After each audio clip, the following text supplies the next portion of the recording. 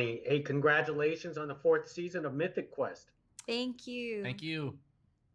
It's my inner geek that loves this show, and four seasons is quite a bit. But we want to hear it from you. Is what do you suppose is the secret to success to Mythic Quest? Mm.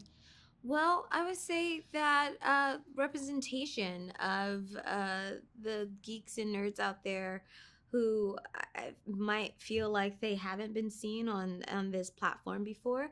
Game culture is massive, and our show does have like a gaming background, but it's also about the inner connections of these relationships and these people.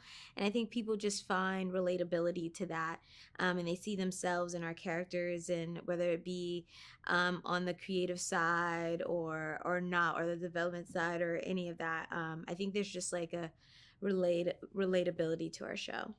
What about for you, Danny? I think it's a couple of things. I think, yes, the representation part of it. I think it's a nice framing for our show to have this, the video game industry and celebrating it, and because it's also always evolving. It's always evolving, so that always gives us new content to play with. And then I think from the perspective of us as a show, the writing's incredible.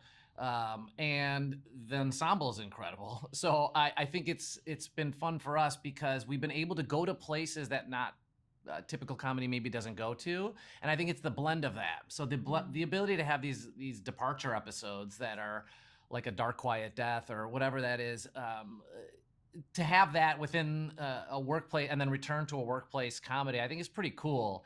And it's inspiring to see the writers come up with these really cool new ideas for us to play with each year. Imani, your character Dana has evolved quite a bit, in particular her role as an actor. How do you enjoy, getting into a new set of shoes but still playing the same character?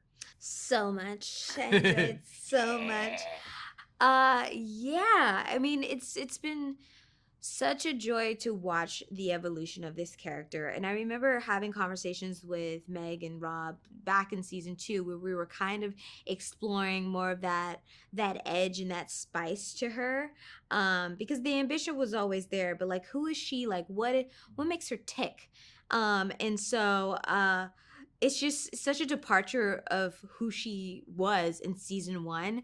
And yeah, like Dana's not necessarily a villain in season 4, but she kind of teeters on that line in moments, and I have so much fun playing that role. It's just so good. I love it. Danny, I would like to ask that same question to you, but in reality, Brad is still the same person throughout these entire seasons. How do you enjoy playing Brad throughout those all these years, even though he has technically a new job, but yet he's still the same old Brad? I guess same, different. Yeah, and that's kind of the game of it, right? The game is that, like, I mean, Brad is like, I think a lot of people, it doesn't really change much. He's just, I guess, tapping into certain parts of his history, of his his relationship with his ex. Like, there's all these things that come up that make him have to re-examine what is his purpose. I think he gets a certain thrill out of bringing out the villain in other people a little bit, which is fun for the comedy. But I think this season, it's really nice because you get to see him actually start questioning a few things, right? And whether or not he can change, or should he change, and ultimately it's fun to kind of go back and be like, okay, who am I at my core? But also, like, kind of go out for a departure, go for a weekend retreat, go do some trust falls and climb some trails, and then come back and realize, like, I still want everyone to be a villain and make money. Mm-hmm. At least he's clear on who he is. Yes. Yeah. Yeah.